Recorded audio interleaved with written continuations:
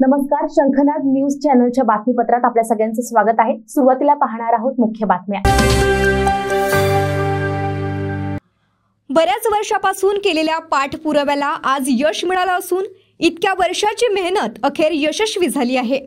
शासनाने नरखेडच्या MIDC phase 2 ला मंजुरी दिली आहे। त्यामुळे नरखेडमध्ये मोठ्या संख्येने लहान मोठ्या उद्योगांना चालना मिळणार आहे। त्यामुळे विदर्भात मोठ्या संख्येने युवकांसाठी रोजगार उपलब्ध होणार असल्याची माहिती राष्ट्रवादी शरद पवार गटाचे नेते सलील देशमुख यांनी आज पत्रपरिषदेत दिली।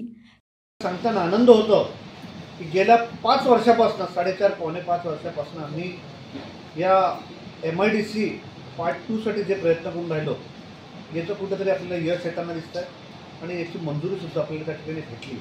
जी जुनी MIDC होती ती तेवढ्याशा जमिनीवर नव्हती आणि ती त्या ठिकाणी आपण फार लहान लहान उद्योगामध्ये पण ती त्या ठिकाणी पॅक झाली होती। आपल्याला एक मोठं औद्योगिक वसाहत तिकडे पाहिजे। मोठं औद्योगिक वसाहत नंतर तिकडे आपल्याला असणाऱ्या ॲग्रोबेस कंपनी किंवा दुसऱ्या कंपन्या पाहिजे, जेणेकरून रोजगार असेल, स्वयंरोजगार असेल की इतर लहान व्यवसायाला पण तिकडे मोठ्या प्रमाणात चालना भेटेल। अशा पद्धतीचं आपल्याला आनंदाची गोष्टी आहे की त्या ठिकाणी आपल्या सगळ्यांच्या मदतीने पाठपुरावा करून या ठिकाणी आपल्याला ही आपली MIDC ची जमीन तिकडे मिळाली। सर, किती वर्षांची मेहनत होती आणि काय काय करावं लागलं या संदर्भात? 4.5 वर्षाची त्या ठिकाणी मेहनत आपली आहेच आहे। त्या पूर्वीची पण संकल्पना आहे, आता शेवटचा पण त्या ठिकाणी टप्पा बाकी आहे।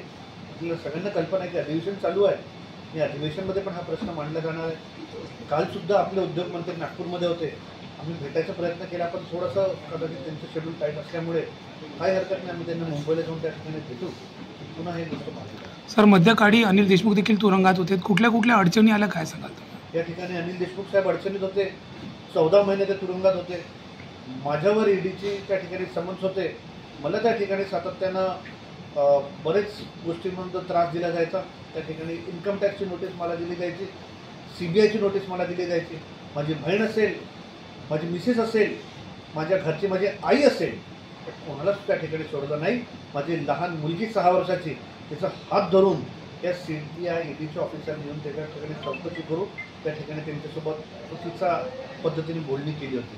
हे सगळं असताना 100हून जास्त धाडी माझ्यावर, माझ्या परिवारावर, इष्टमित्रांवर होत असताना सुद्धा आम्ही कुठं खचलो नाही। आम्ही आपल्या सगळ्यांच्या शक्तीने त्या ठिकाणी पाठपुरावा केला। सातत्याने अधिकारी असतील, MIDCचे CEO असतील, उद्योग विभागाचे सचिव असतील, त्यावेळेसचे मंत्री देसाई साहेब असतील, यावेळेसचे मंत्री सामंत साहेब असतील, खालचे डेप्टी CEO, ॲडिशनल CEO, सगळ्यांकडे नागपूरचे आरोप, त्या सगळ्यांकडनं टप्प्याटप्प्यानं मेहनत करून त्या ठिकाणी पाठपुरावा करून हे आपण त्या ठिकाणी मंजूर करून गेले। या गोष्टीचा आपल्याला देशाला लाटू देतील का काय? ते काय करू देतील ना काय करू देतील तर त्यांचा विषय आहे, पण मी तुम्हाला सांगतो हे मंजूर झालं आहे आणि हे जर का ते असं करतील तर त्या ठिकाणी त्यांना पण त्या ठिकाणी यायचंच आहे। त्याचं उत्तर त्या ठिकाणी दिलं जाईल, सबसिडी दिली जाईल, याच्यासाठी आम्ही प्रयत्न करू। याच्यामध्ये दळणवळण चांगल्या पद्धतीनं, रस्ते असतील, वीज असेल, पाणीपुरवठा असेल किंवा असलेला कुशल मनुष्यबळ हे सुद्धा आम्ही त्या ठिकाणी प्रोव्हाइड करू। नुसतं जमीन देऊन काय आम्ही त्या ठिकाणी जाणार नाही, पण या सगळ्या सोयीसुविधासुद्धा आपण त्या ठिकाणी देऊन एखादे उद्योजक येईल तो सुद्धा मोठा झाला पाहिजे, तो मोठा झाला पण त्याचासुद्धा विस्तार झाला पाहिजे, 2 पैसे चांगले त्याला भेटले पाहिजेत आणि त्याने अजून लोकांना त्या ठिकाणी चांगलं तिकडं किंमत देऊन त्या ठिकाणी त्यांना चांगला पगार दिला पाहिजे आणि चांगले दुसरे पण उद्योग तिकडे पनपले पाहिजे, हा आमचा प्रयत्न आहे। कॅमेरामॅन सचिन सह सनी भोंगाडे, शंखनाद न्यूज नागपूर।